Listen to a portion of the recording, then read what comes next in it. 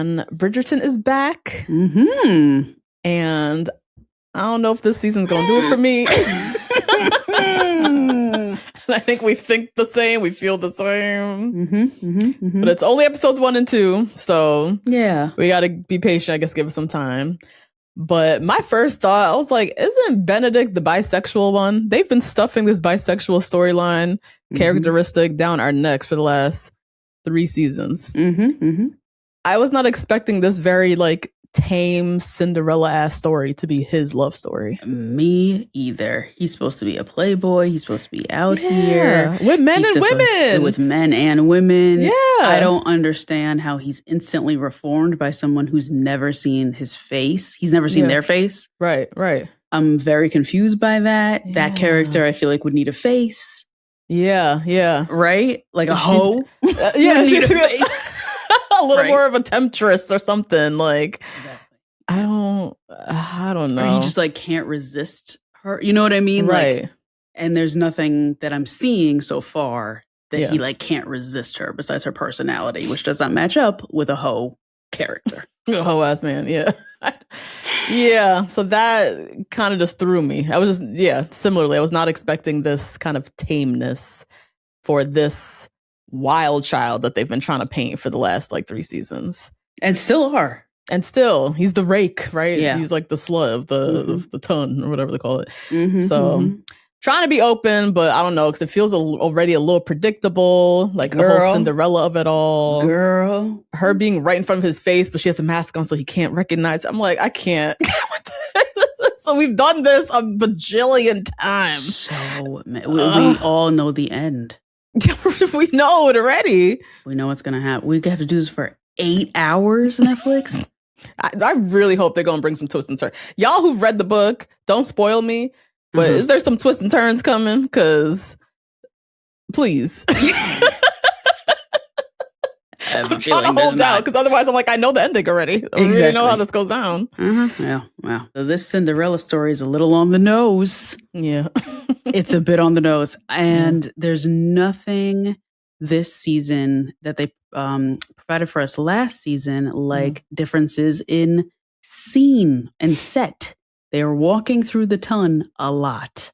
They're at this same house a lot. There's no difference in set. There's a lot of sets the last time. They were just at the Queen's house, the Bridgerton house, or outside. And I think that's very cheap, Netflix. And I'm noticing it. I'm noticing the budget cuts. Yeah. There's no other plot lines that are being said. A lot of them are inferred. Okay. Like, I think Violet and I will call him the Stallion. Violet and the Stallion. They are doing an excellent job as actors, like creating that silent tension. They're really doing a great job. Yes, I'm loving that. But Francesca and Lord Killmonger, I would not believe they were married. Lord Killmonger. What's his name? What's his name? That's not it. Oh my god! I think it's Martin. Killmonger is close to Wakanda girl. That's too close. That's too close. You said it so confidently. I know. I still believe it. To be honest, that would be more interesting if it was Lord Killmonger. Honestly, shit. Oh my god! Oh, god damn it, Netflix. Oh god! The Kill Martin. Yes. Okay. Yeah. I think that's what his name, right? Let me make sure. See, I didn't even remember. We just went over this, and I still don't remember his name. Oh, that's not even his name, girl. I'm making this shit up. It's John Sterling. But what is Kilmartin? I think their home is called Kilmartin or something. That's too confusing. I'm so confused. Where did I get that from? Yeah, what? Oh, okay. So his name is John Sterling. He's the Earl of Kilmartin. Oh, Kilmartin's a place. So I think they do sometimes say Lord Kilmartin. Right. That's why I think that's what his name is. Okay. Over here calling him Killmonger. Oh my god, I'm dead.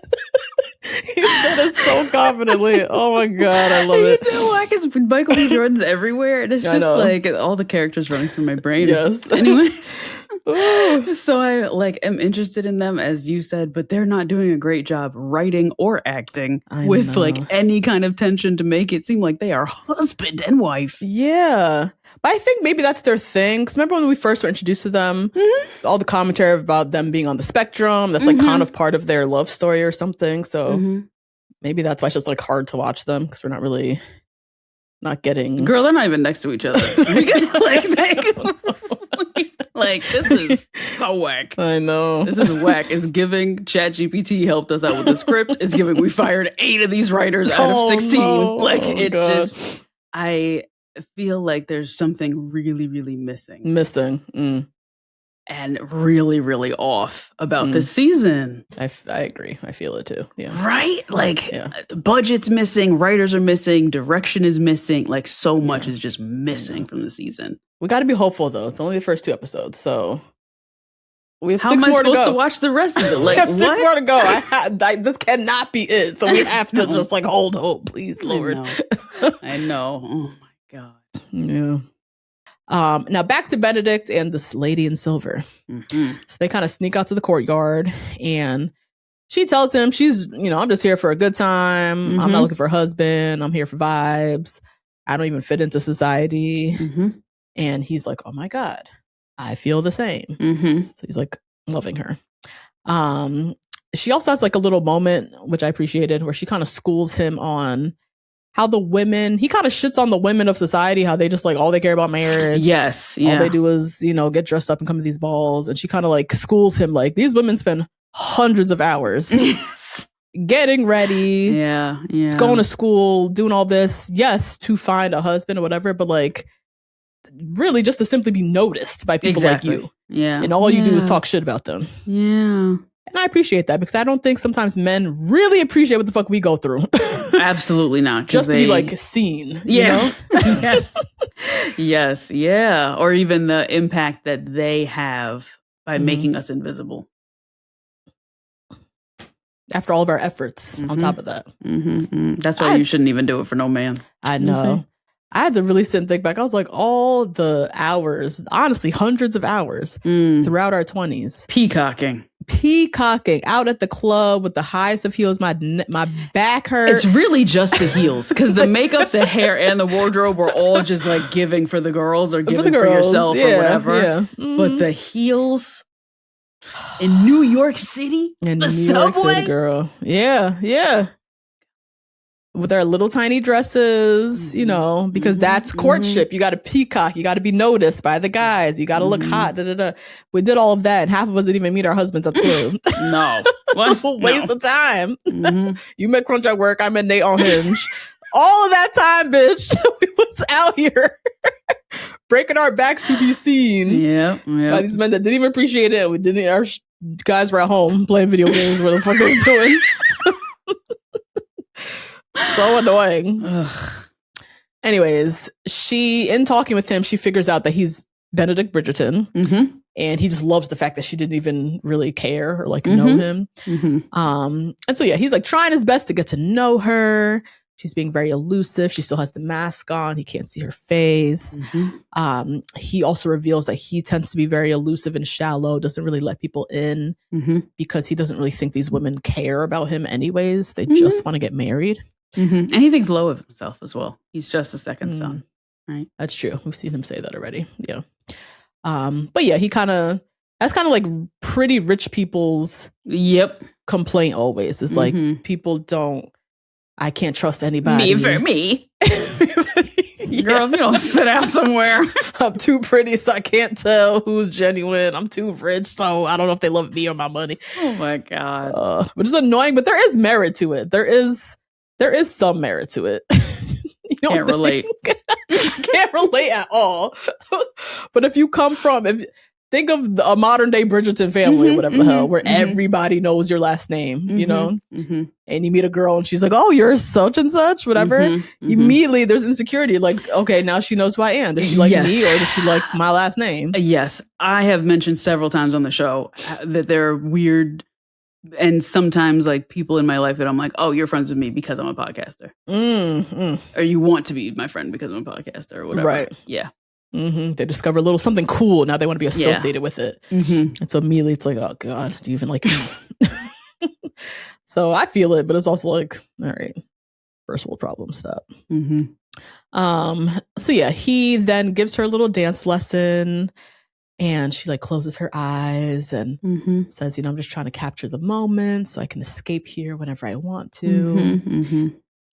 He says to her, you're the most intriguing person I've ever met. If you won't tell me anything about you, how can I even call you tomorrow? See, and this is what's so bad about this, because her mystery is what's drawing him in. So when she exposes herself, then what is it going to be? Then what? Yeah. Yeah, they hang everything on the mystery of it. And that makes you nervous because once he discovers, then the mystery's gone. She's less interesting. Yeah. Right? Yeah. So she's still giving him nothing. They like almost kiss. He stops himself, takes off her glove, kisses her. Like, not even he kissed her on the cheek, and then he like sniffs her wrist or something. This old time, old thee thou they shit. Just me looking at each other's ankles and sniffing each other's ears. I can't, bro. I literally can't with this, man. I did the same thing with Luke and Penelope last season. I was like, what is this panting? Like, I can't with this, man. He took off the glove and just like sniffed her wrist. Get the intimacy coordinator. Where is the intimacy coordinator from season 2? Get them back. No. Season 1 and 2 had so much sex, so much sex appeal, so much sexiness. Like, what happened? What's going on? Like, why are we sniffing wrists out here? Like, God. Oh, Lord. So the clock strikes 12. Like, I can't. I was for sure expecting a literal pumpkin to roll in front of them. To roll up and scoop her up. The little carriage guy just like appears into a mouse. Oh, God. Oh, my God. And I fully expect her to leave her shoe. And leave the shoe, I know. It's not a shoe this time, it's a glove. So Benedict is just fully going to treat Sophie like a hoe. This is exactly what we said last episode. And I'm so sad it came to fruition. Oh my God. And honestly, which we'll get to my question too, in this world that they live in, she kind of has to consider the proposition. You think? I think so. She's a lonely maid with no family, no prospects. Being a mistress is going to elevate her. So she really got to think about this. Is it going to, though? Is it? She's the product of this exact thing. Her mom died and nobody cared. Her dad died and she didn't get shit. Yeah, I know. So is it? Yeah, I mean, her dad seemed like a terrible person anyways. Benedict seemed at least a little nicer, that he wouldn't leave her and their children like high and dry. We don't know. Yeah, but I don't know. As of right now, she got this little job. No money. She has no family. She has nothing. The best offer she has on the table right now is to be the mistress to the top Bridgerton brother right now.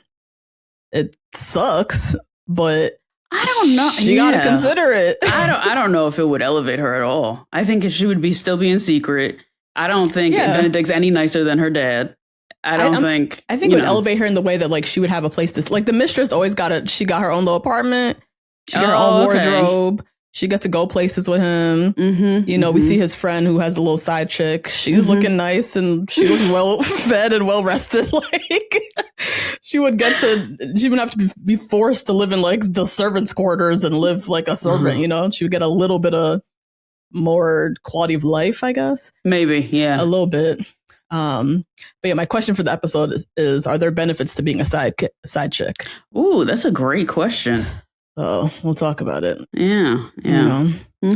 But yeah, so that I was like, Benedict, I remember when I first watched, I was like, is he for real? That's what I said. I said, oh no. Turn this off. What? Don't even give me the other 4 episodes. I'm tired of this. They end the episode on him asking her to be his certified hoe. Like, that's so crazy. Oh my God. Oh man. My other thought is I'm really missing Kate and Anthony. Nobody could yearn like Anthony could yearn. Girl.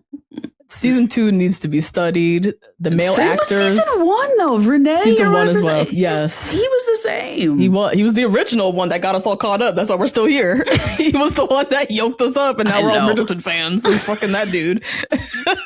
But Anthony, like, that actor, I don't know if he studied Jean Renier or whatever, but like he brought it to another level for season 2. Yeah. You know? Because Benedict's yearning ain't hitting. It is, and he don't hit for me personally. He also's not hitting. These last two brothers have not really been doing it for us. Yeah, not for me. But Luke had the yearning thing down, I thought. He did. He developed his panting, like, you know, a little signature. Whatever they like. Whatever. Yeah. So, yeah, I don't know. This Benedict one is not, just not grabbing me. Which is why I'm so heavily invested in Violet and the Black Stallion. I know, and they don't do anything but look at each other. That's it. But we get to see looks and the tension, and like they're giving me tension, which is what Bridgerton I think is so known for and so beloved for. They're giving it to me more than Benedict and Sophie this season. Not sure. Definitely. Why? Besides just blaming their acting, I don't know. That seems mean. Yeah. It's their acting. It's also, I think it's the story. I think the story is so predictable. Too. Yeah, it's so straight-laced. It's so... Yeah, I'm waiting for the twists and the turns of episodes 5 through 8. Please. What? You said that last week. I'm waiting. It has to come. Like, no, it doesn't. Clearly it doesn't. They showed us. It doesn't. Oh, Lord. And then, my last thought, which I said last episode, Eloise is getting on Hyacinth's nerve. She's getting on my nerve. Why are you this self-absorbed and bitter? And you've been a spinster for all of 30 seconds. Ain't you gotta be like 30 year, like into your 30th year of spinsterness, where you're like showing up and you're like the bitter Betty at the dinner. You are still 22. You yourself decided on this life, and you are so bitter and miserable all the damn time. I love that scene where her sister like yoked her up. Me too. She was like, "You bitter bitch! All you do is care about yourself," and just like saute it away. I was like, "Yes, good." Saute it away. She just dropped like a bomb on her and was just like, "You suck," and just walked off. She's so tired of hearing her complaining, and so am I. So I'm really curious what they're going to do with Eloise's character, because she's so kind of one-dimensional right now. She's just like the bitter anti-establishment, you know?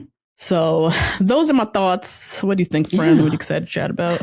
Yeah, I thought this got a little bit better. There was a lot more sex, a little more yearning, right? We got to see Violet and Lord Stallion. Yeah. And we got to see Francesca fully gay.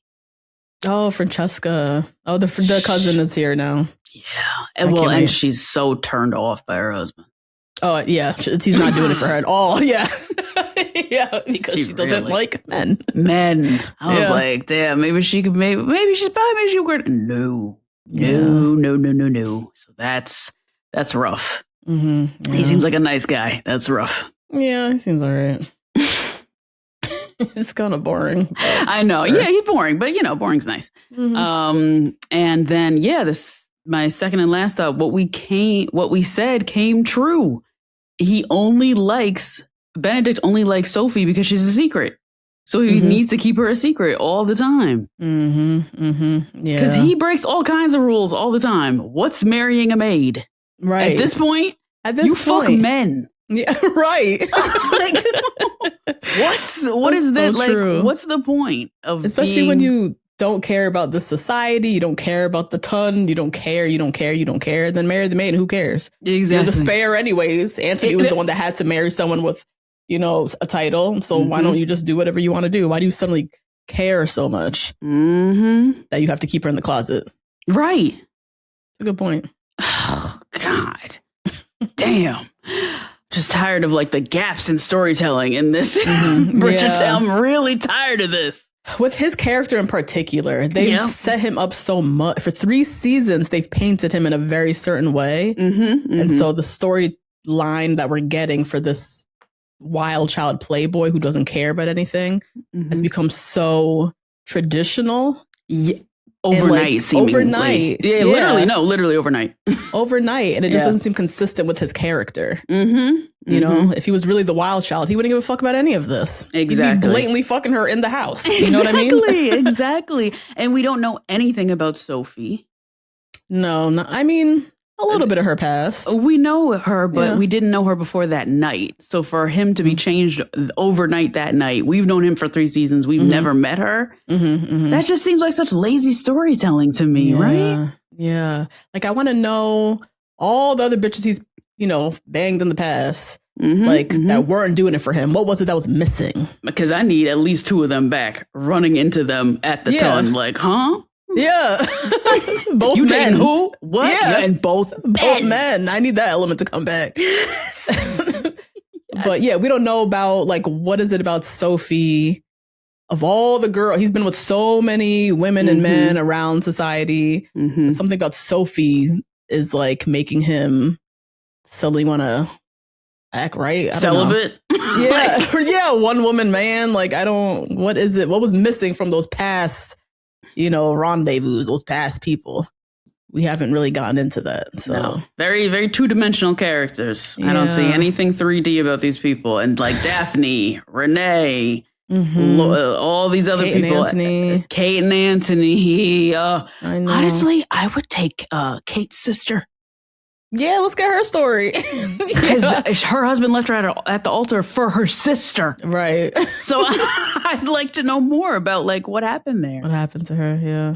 And I really like that actress, too, and I haven't seen her do anything. Bring her back. She's so cute. Yeah, would be nice. I have a real problem with Shondaland with this season. I don't know. There's something about it. I'm really, like, it's irking me. But I'm curious about the books. Is this the book? Is this Benedict's book? There ain't no fucking way. This is the book. I don't know. The book is Cinderella? I don't know. They're based on books. It's not like it's not original screenplays. It's adaptations of some sort. So I'm like, is this what the book was given for Benedict? Or is this like completely new artistic territory that Shondaland just like went rogue? Always on the hunt for good gold hoops. And since my schedule has gotten even more hectic, I find myself losing them in the wash. That created a whole drama last week. Leaving them in my purse, dropping them from my pockets. All kinds of mishaps now happen. And I just have to learn how to keep better track of my things. I still want quality gold hoops for myself for everyday wear. I spotted some from Love AJ, that brand, a little while ago, and I knew I could find them on Poshmark at a much better price. I found them on Poshmark, and I negotiated all the way down to half the price of retail, so I can't wait to show you guys when they arrive. Poshmark is the leading fashion resale marketplace shaped by real people and real style. Millions of new and pre-loved items from daily wardrobe staples to vintage and luxury fashion. Archive-worthy pieces you thought you missed forever, current essentials, one-of-one vintage finds, it's all there. Oh, and we are about to transition into fall, you guys. You know that's my favorite. It's my favorite season. I cannot wait to shop for new fall, like ballet flats on Poshmark. Poshmark is one of my favorite places to get shoes, actually. Yeah, I can't wait to find some like Dolce Vita flats. Just some cute ones to get me through the little transition period. When you're ready for a closet refresh, you can earn real money selling the pieces you're ready to part with, reaching more than 80 million users on the platform. You guys know about the Nike Indie Sports Bra. I only wear the sports bra because I am a yoga girl, I'm a walking girl, I'm doing like a lot of low impact exercise now after my C-section. And it's the only bra that I can like deal with. And I find so many of them on Poshmark. You can't find these anywhere in store, anywhere on the Nike website. They are on Poshmark for such a great price. And just knowing that your favorite thing is still available is so comforting. New deals and styles are listed every day, so don't wait. Download the Poshmark app today and use code ROSE, ROSE, when you sign up and get $10 off your first purchase. Benedict lets his mom know that he is back. He's still on the hunt for the lady in silver. Violet even gets Miss Mondrich to agree to help find this lady. Now Benedict and Sophie, many different moments where they kind of cross paths in the hallway. At one point, she like helps him with his collar. They almost kiss. A lot of almost kissing moments. Yeah, I know. So, yeah, it's supposed to be like little subtle tension moments. You know, Natasha is just so lazy. It's just so lazy. Yeah. Oh my gosh. They're in the same frame. They're always framed exactly the same way. He's on the right, she's on the left. And they're at each other. I just like, this is... Yeah. Oh man, they could have made it more interesting. Like, obviously we knew this was coming, right? She moves into the house. She's a staff member now. They're gonna bump into each other and have these like tempting moments. But I agree with the laziness. Like, like writing, I guess. Like, it's writing. Yeah, prove the writing and like. Maybe someone comes around the corner, even they must get caught. Or, yes, by the stallion, and then he gives him some lessons. Yes, yeah, it could be an inconsequential character that sees them and then pulls Benedict to the side and does this and that, or what. I don't know why they didn't. Because they need help. These two actors, they need help. I know. Even Hyacinth could have maybe bumped into them and then bribed Benedict into getting her into the next ball or some shit like that, you know? She could have put a silver dress on her for all we know. You know what I mean? Right. She's crafty like that. She's crafty. So, yeah. Anyone from Bridgerton better pay $5 for this Patreon. I'm not playing with y'all. I'm getting all these free ideas from us. I know. Are they going to redo the season, though? What are they going to do? It's like we're literally coming up with fan fiction. That's exactly what's happening. I know. Violet, she's still planning this evening tea, aka the night of knocking boots with the stallion. So she gets her little head maid to help coordinate and make sure everyone kind of leaves the house. And she asks Francesca to host a dinner, get the kids out the house. And it was the maid that reminded her life is meant to be lived. Oh, yeah, she did say that. I've been watching you raise these goddamn kids, these nasty ass kids. We both been picking up after the past 30 years. You deserve some dick. That's fine. Yeah. I thought that was interesting. Came from that lady. Because she's probably getting dicked down too by whoever her husband is. Yeah. She seems so like conservative, but she was so quick to be like, okay, bet. I'll make sure everybody's out the house. I'll guard the door. And we need to live, lady. Like, she was so... She was about it. Yeah. She was about it. She was about it, for real. Love that for Violet. Last, like, ladies' maid. Shit. Unexpected. Now Benedict and the brothers, they go out, little boys' night. Benedict again runs into his friend from the countryside, who this time brought along his mistress, who he's like in love with. So he has his wife, but his mistress is like, that's his for real boo thing. And Mr. Mondras says to Benedict, you know, we must marry according to class, but we don't always love that way. That's crazy. Which, that's just sad. And it's just so it's like a bunch of men sitting around like, well, this is how it is just so stupid to me, because you guys are the ones who can change it. I know. Yeah. So it's like really aggravating to me. That's true. It is up to them. Welp. Yeah. It is. It really is a man just saying, all of this is stupid. This is the lady I love.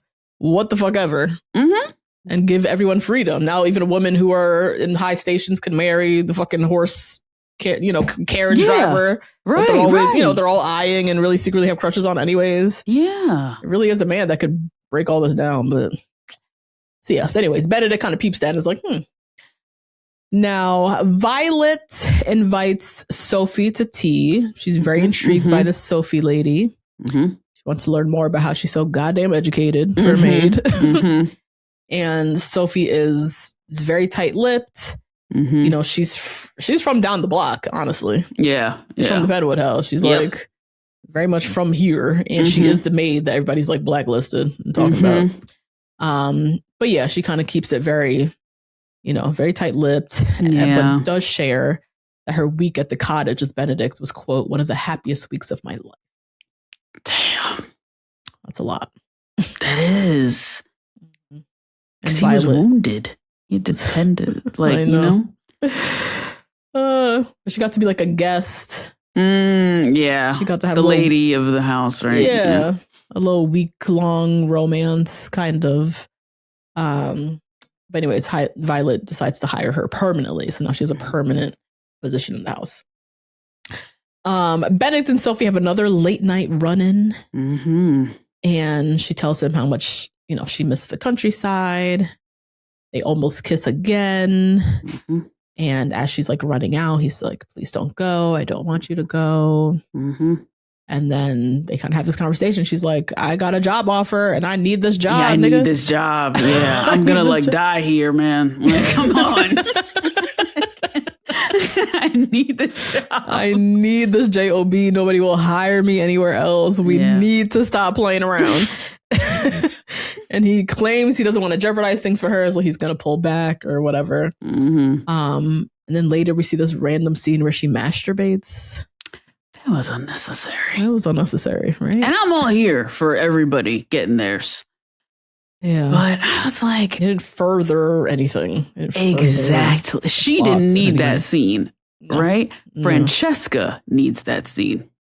Yeah. Yes. Yeah.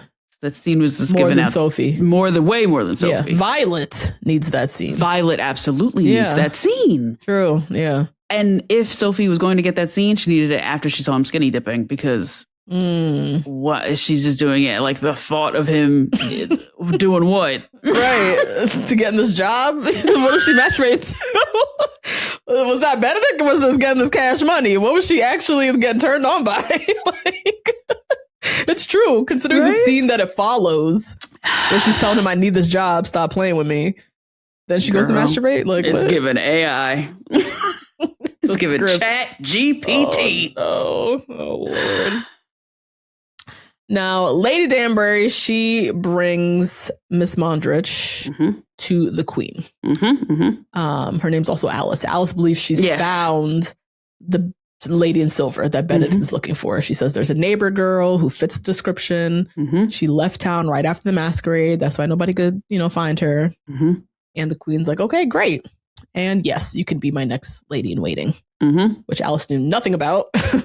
And in that moment, she realizes, like, Lady Danbury set this whole thing up. Yeah. So she's pissed because who wants to be played with like that? And Danbury just goes off on her, talk about how she's just like the best fit because of her personality. She'll challenge the Queen. You'll be a true friend to her. Like, she tried to sell the shit out of this thing. She's trying to go to Africa. She has got to go to Wakanda. She has got to leave. She's so tired of this lady and her tea and her bonbons and them little dogs. She can't stand it. She tried her best to sell this to Alice, but I would want nothing to do with this job. No, because how'd you trick me into a job? How you trick me into a job? My husband owns a tavern. That's enough. Like, yeah. And you're escaping. You're escaping it. Yeah. I'm your replacement? Come on now. Sophie's heading out with friends. Remember, all the staff's supposed to leave the house. Yep. She's heading out. She has to turn back because she left her purse. And Sophie and Benedict bump into each other in the hallway. They fully start finger banging. Yeah, that was something else. Yeah. And he has his little, like, this is another part where the writing was a little thin because it was just like a redo of Antony's speech from season 2. Bitch. Okay. I thought the you same caught it too? Thing. Yes. Yeah. I was like, first of all, they're always fucking in hallways as if that's not the perfect place to be found. To be caught. Yeah. What? And then also, we've heard this before. He says, you consume me, which I don't remember what Antony said. Y'all know, drop it in the comments. But it was something very similar. And it makes sense because Antony's an eater. Yes. That was a whole another part of his character. But I wanted them to bring a little something different. When he said, you consume me, I was like, I heard this already. I was so mad. I thought this was going to take me there. I was like, yes, Benedict, what you about to say? Yeah. You consume me. I was like, what? Yeah. Oh my God. Didn't Antony have like who had a duel in the rain? I think that was Antony. Was that Antony? Like, we're fully killing people. You know what I'm saying? And you guys just running into each other in the hallway. Come on, man. You consume me. My heart beats when you're near. I can't live without you. Oh my God. Then goes, Sophie, be my mistress. Sophie, 12 ellipses in between. There was so much time in between the Sophie and the question. I was like, is he about to say, will you marry me? Will you marry me? That's what I was immediately thinking. It's like, this is quick. No. Be my mistress. With a smile. This is like when people do that whole rooftop proposal. Remember on Young African and Rich? Yeah. He did that full rooftop proposal. Be like, will you move in with me? Yes. Oh my God. I'll push you off the roof. You got to go. Yeah. This is that. Getting down on one knee, presenting a promise ring. Yeah. A key. A house key. This is what this is. Yes. Oh my God. A ring pop. A ring pop. Such a record scratch moment. Yeah. So definitely bad. Did not see that coming. No, me either. Yeah, that's true. Okay. I didn't. Which they kind of laid it up because they, we saw the friend with the mistress. We see him thinking about it, but I did not. My head did not go there. And Sophie's like, the fuck? Nigga, what? You want me to be who? She don't even answer him. She just heads out. Just totally just walks away, looks at him once, and then was just like, shake her head like, what the hell am I doing here? Exactly. I know she's like, what is my life? What have I turned this into? Right now? I gotta go. What the heck? And it's just her past following her. Like, it's just her mother's footsteps following her. And she like can't be bothered. Yeah.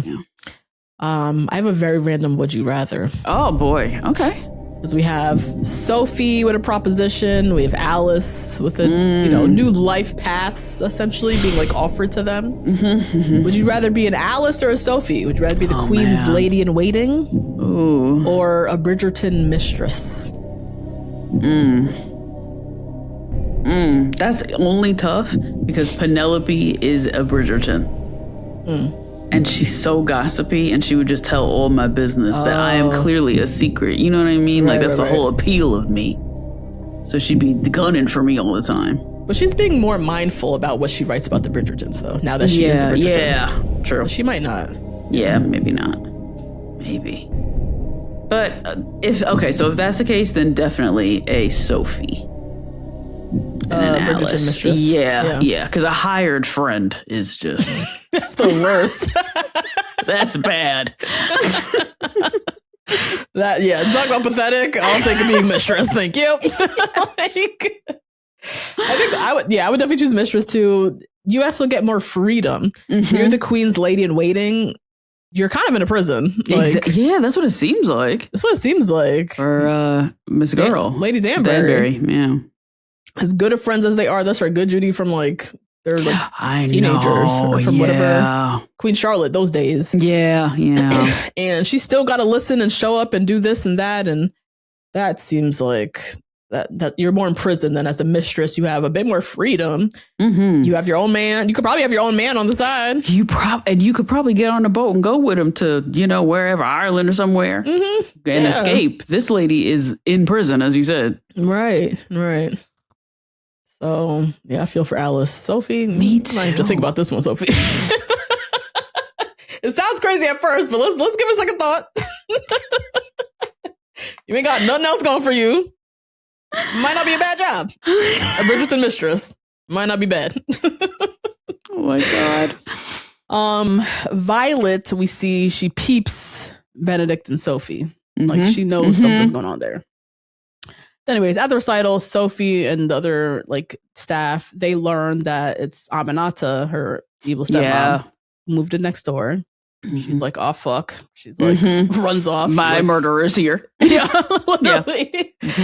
Runs off up the stairs. She's like losing it. Benedict sees, obviously goes to chase after her. Violet sees Benedict chasing after her. She chases after him, tries to stop him and is like, you need to leave that alone. This is not what we do. And he goes off on his mama. Well, Mom, you're a hoe. And you got your hoe ass man in here with your children sleeping down the hallway. The thing is, he is also one of the children and he's like 30. I know. Still here. So, I don't know what leg you have to stand on, sir. I know. But you used to be hoeing. And you used to be hoeing. I used to be chasing you at your damn bachelor pad. Right. Trying to get you to come to things because you were sleeping with everybody. I wish you would have gone in a little bit more. Who? Violet? Violet. I wish they would have a little battle, but I think she was so caught off guard. Like, did you literally just call me a hoe? I'm your mama. What the hell? Like, she was so like, yeah, that's realistic. Oh my God. Yeah. And she thought she was doing a good job at like hiding Lord Anderson. Yeah. Too. But yeah, he basically said, Mom, mind your business. And ran upstairs after Sophie. And she like goes off on him. I can't do this anymore. Like, it's like screaming at him. We do notice that Lady Mondridge spots them. So that's right. Yes, she does. She's trying to be gathering tea for the queen or whatever. Right. So she does spot them go into the room, but they're arguing, and then he professes his love. Again. The thought of spending a single day without you torments my world. I love you, Sophie, but I cannot love a maid. I cannot long for a life with a maid. But you've taken possession of me. You've taken possession of me. I needed to know more about your whole past. Yeah, and why why are you giving it up for her? Why? There needs to be something in this monologue as to why I have changed as a character. Because I was trying to think, why is this so unbelievable for me? It really did not. Yeah, it don't hit. It didn't move These two? Me. Yeah, it wasn't moving. They don't hit at all. And I'm trying to like reason with myself, like, what is it? It's the writing. And it's just the lack of character development. There's like, we're supposed to ignore what we watched. Right. 2 years ago, mind you, Netflix, 2 years ago, which is rude. You guys had all this time to write this. And then this is what y'all come with. This is so wag. Yeah. And this could have been really interesting. We're watching a man who is the rake, right? The rake of the ton. Of all the sons, he's the one that is just out here in these streets. Men, women, hoeing up and down, not interested in getting married, whatever. And suddenly he's taken by this mysterious woman in silver and is willing to give it all up. Chart the journey of how that happens. How a hoe becomes a house husband. House husband. How? Yeah. Chart that for us. That could have been really interesting writing. And they just said no. He's gonna just suddenly overnight be taken by this girl. All them seasons that we laid the groundwork of him hoeing in these streets with men and women, forget about that.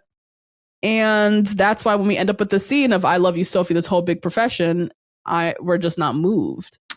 Do you think as well? I think this is part of it for me, is the second son identity is really interesting. That he keeps harping on and it comes up and he touches and never really like dives into. Yeah. That's a really easy story to tell with royalty. Yeah. So why not tell that a little bit deeper? He's just so shallow, so one note to me.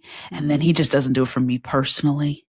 Yeah. So that doesn't, but neither did Penelope. Neither did Colin. Neither did Colin. But I was able to get there and be moved. Absolutely. Yeah. By the both of them. They both did a great job. Yeah.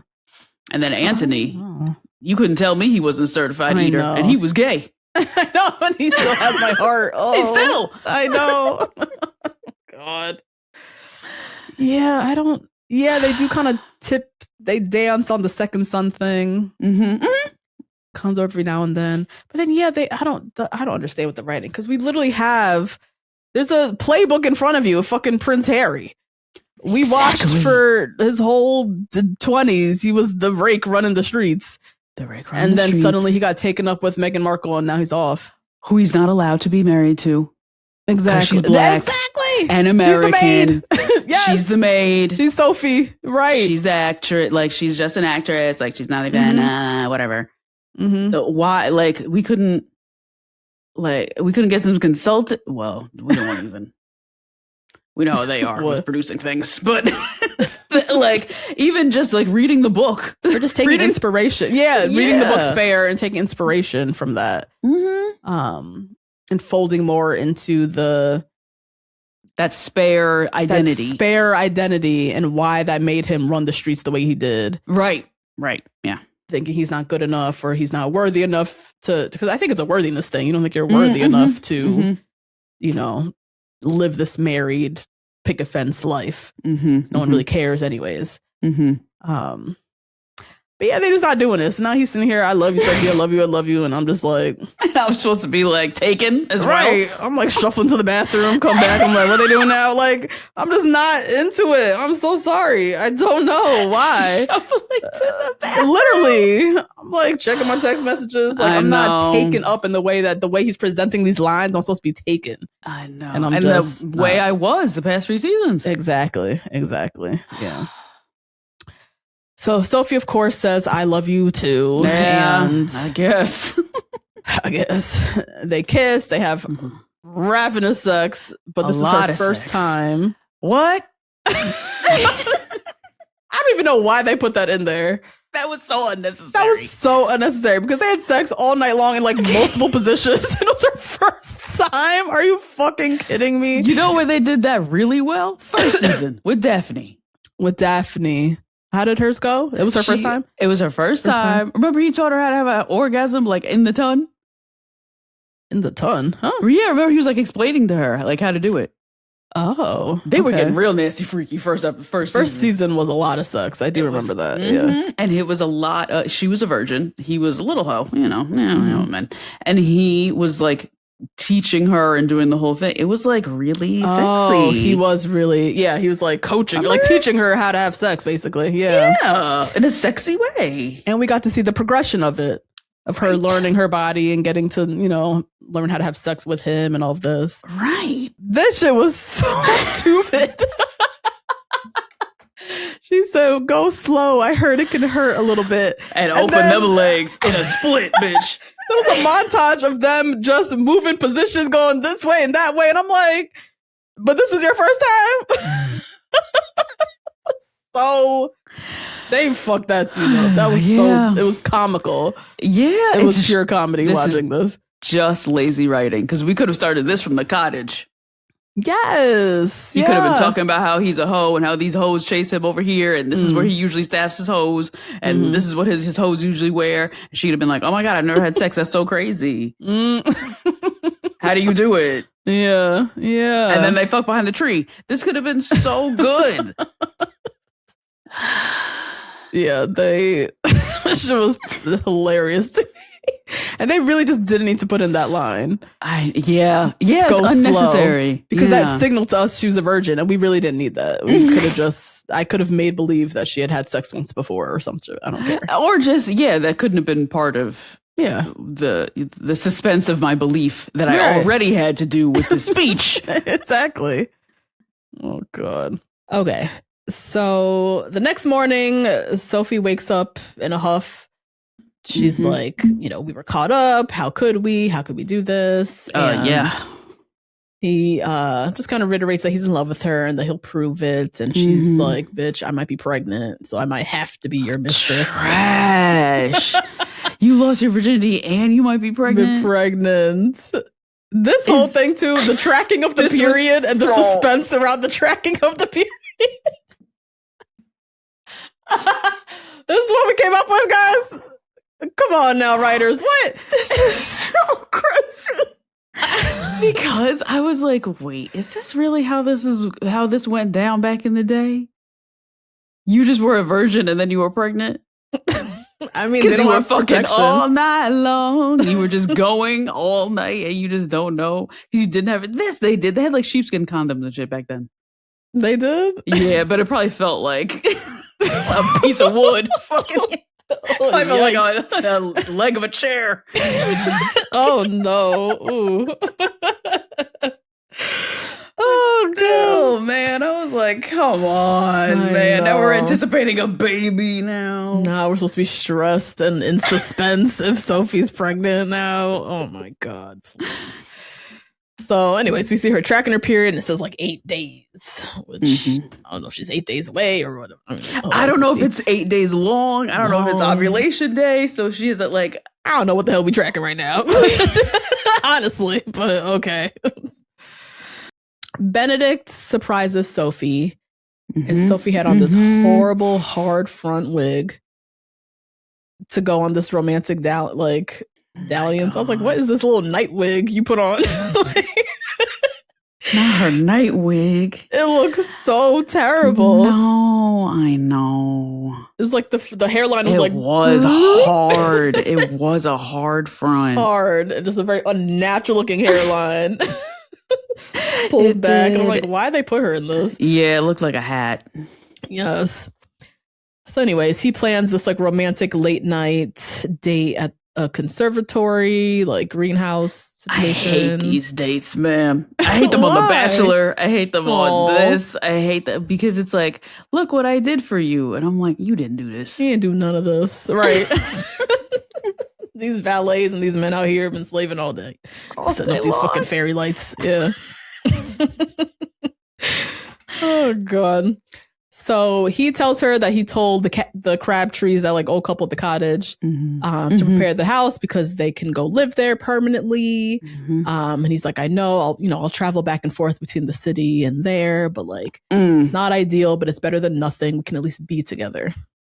Why should I trust you in your hoeing ways to go back and forth to the city? You trying to put me up in a house in Connecticut while you have an apartment in Manhattan? Literally, that's it. Like, no, I'm not Ina and crazy. You're not Jeffrey. We're not doing this. That's exactly it. And I'm supposed to just like live like in this little prison. I can't go anywhere with you. I can't go back to the city. Like that's just like a done deal. So I just live basically with the crab trees most of my time. Like he was not selling this at all. He never does. He's a terrible salesperson. Never does. Yep. So she's like excited and like considering it, but also is like, we still need to get to know each other more before we like sign up to do a life together. Girl, you hopped on that date all night long. You might be pregnant talking about you might have to get to know him better. Girl, now, you don't get out of here. Now you wondering about this. God. So this is his moment to reveal that he is bisexual. He has been with men and women and he is not ashamed. Right. Nope. Nothing. We've like been forced to forget that he was bisexual. Yes. And this whole thing has just pissed me off. They spent 3 seasons shoving it down our throat. All we knew of Benedict, any scene we saw him, he was kissing a man. Yep. Or kissing a woman or in bed with both. A man and a woman. Yeah. That became such a core part of who we're supposed to think about with Benedict. Then they've wiped that slate completely clean this season. Besides the one time we saw him kiss a man in like episode first episode. And now here comes this proclamation, this like, I don't even know what this is supposed to be. I don't know either. About how he's with men and women and is not ashamed. Like no. Not ashamed and like this is LGBT rights like moments like I don't even know what they were trying to do with this. Because it just fell flat because you wiped that entire part of his identity the whole rest of the season. So he's not even like the right messenger for this message. Right. It needs to be one of his old lovers or something coming to the door. Or just forget it. We don't need this proclamation. I know. Yeah. Because you've already made us forget it the whole rest of the season. The whole time. So that was just thin to me, like them bringing it back.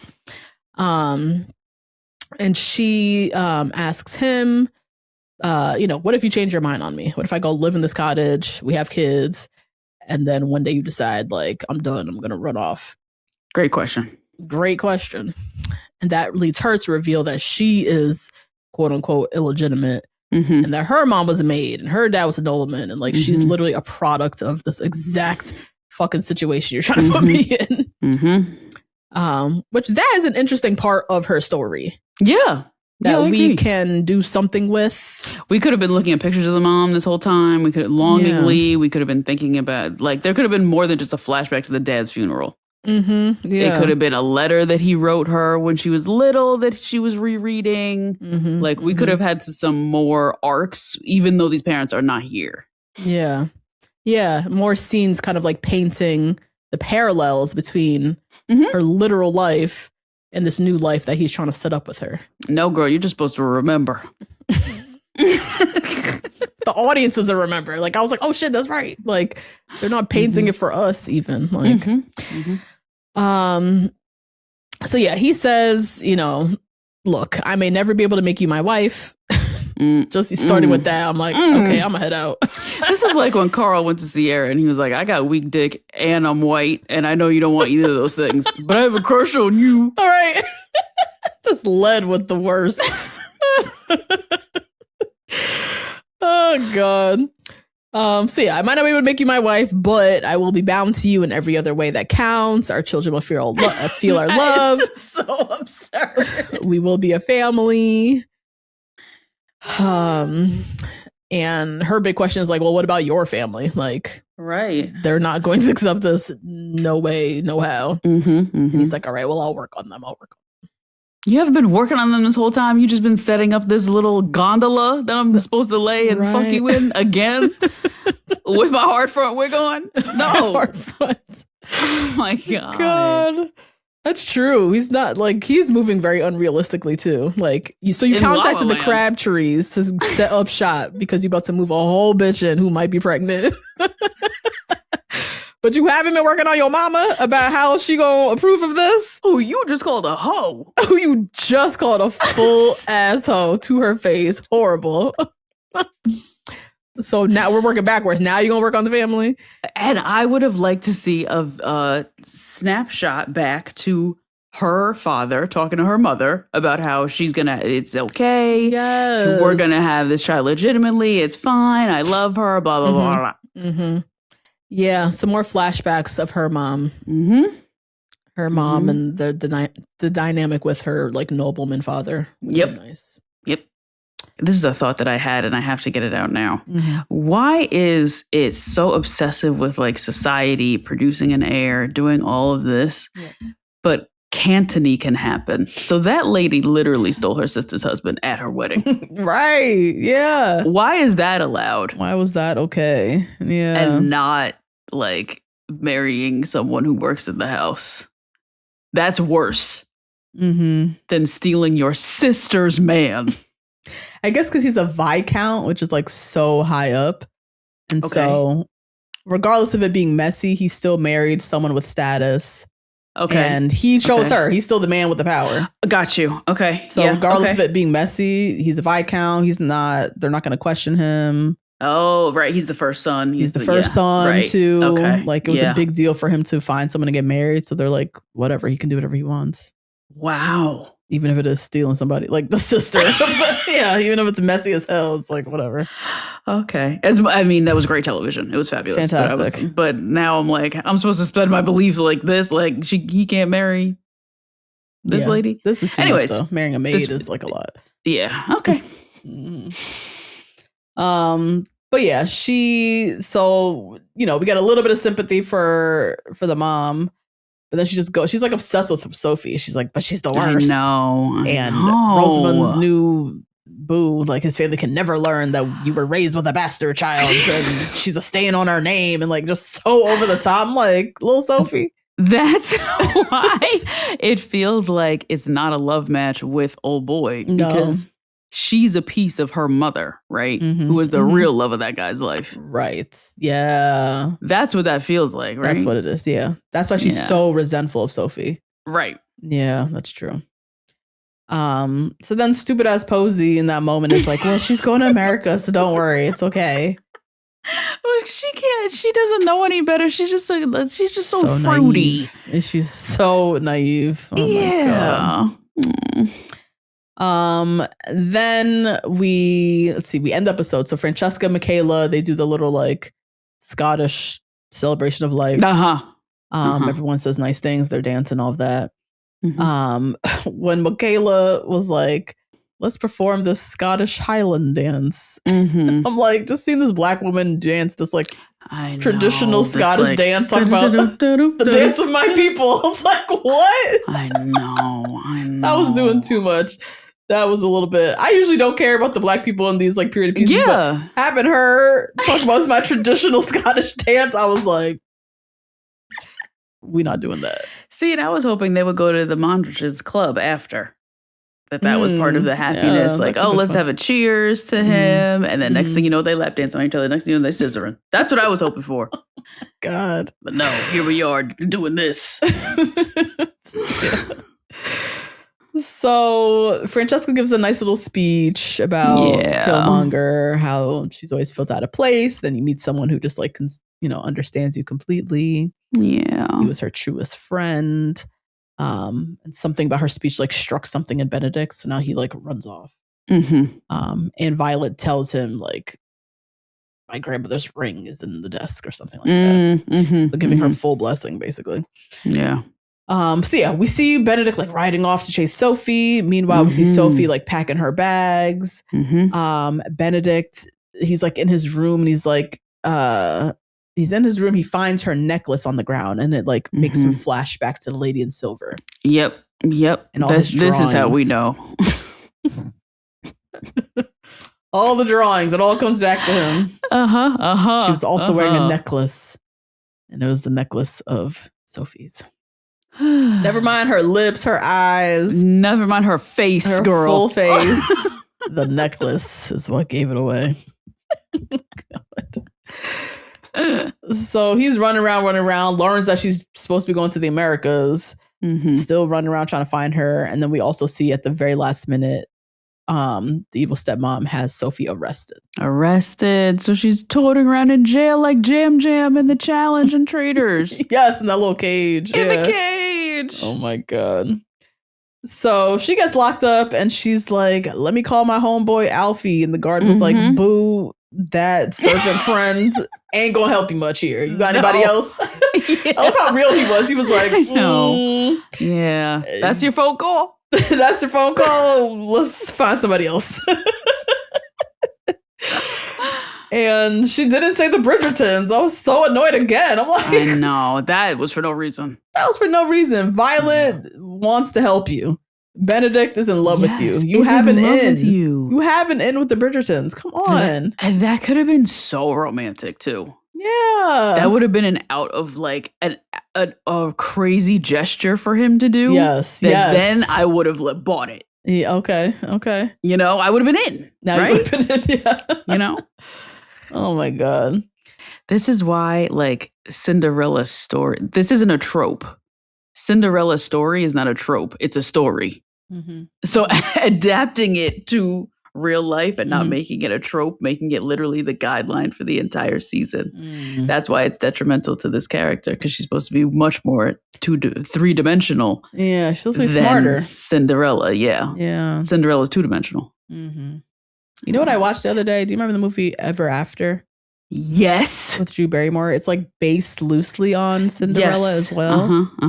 But she's way smarter, wittier, has so much more agency, like really helps herself. She's very bold. Like and Sophie, they kind of give her a little bit of it, but not enough. So she becomes a little frustrating as a character, I feel like.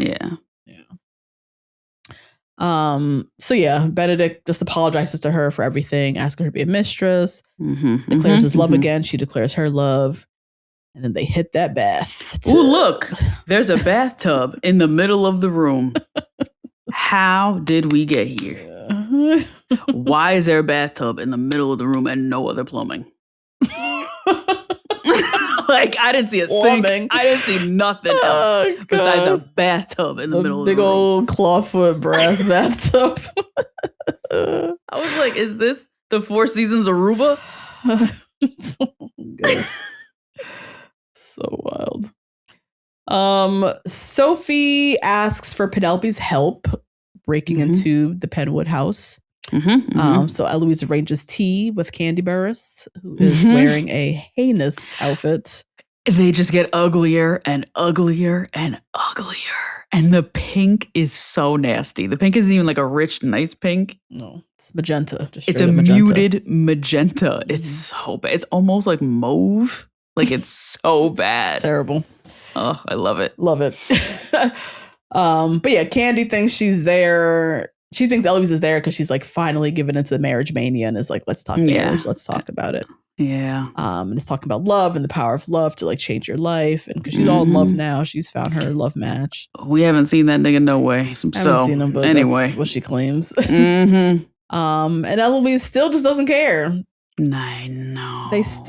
They've done nothing with her character. She sat there with Candy Burris and we could have seen a little progression, a little little twinkle of like something is changing in her mind or not even changing. The reason behind. Yeah. Like the reason why she's so stern behind it. Yeah. And they give her no lines. They give her nothing to play with, nothing to work with.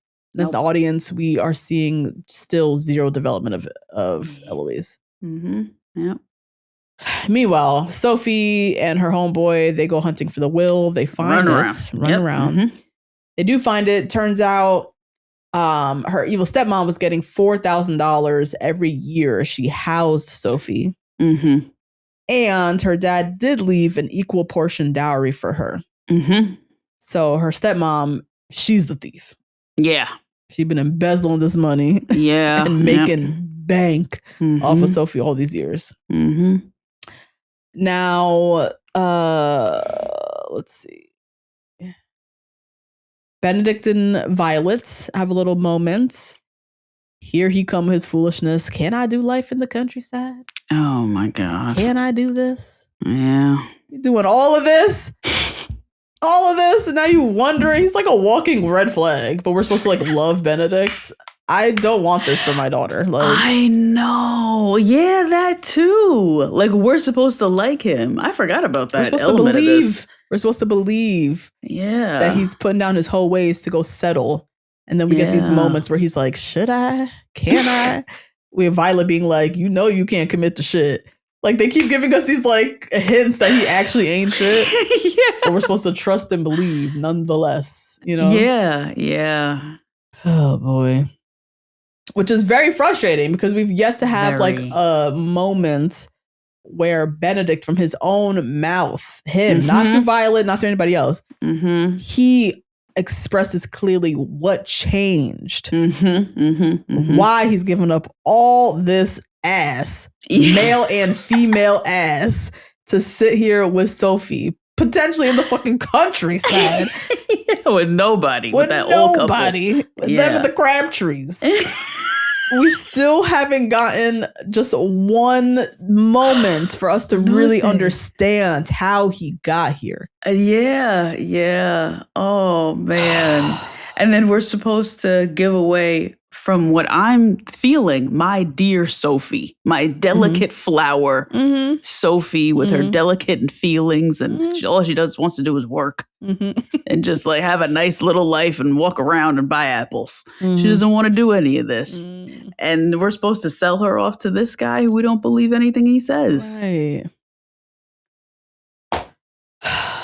Now, Violet, she shares that she's actually very similar to Benedict. When Benedict was younger, she was basically Benedict. And how she fell in love with the dad, and that's where her like free spirit, kind of like rebelliousness, kind of grew quiet because she fell in love.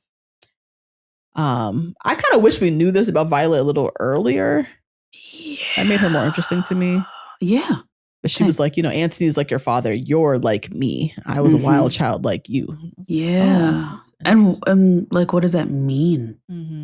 Was she hoeing? That's how I took it. I know. She's out here. But it's interesting. She says her explanation was she fell in love and then that made her sit down and have kids. Enough.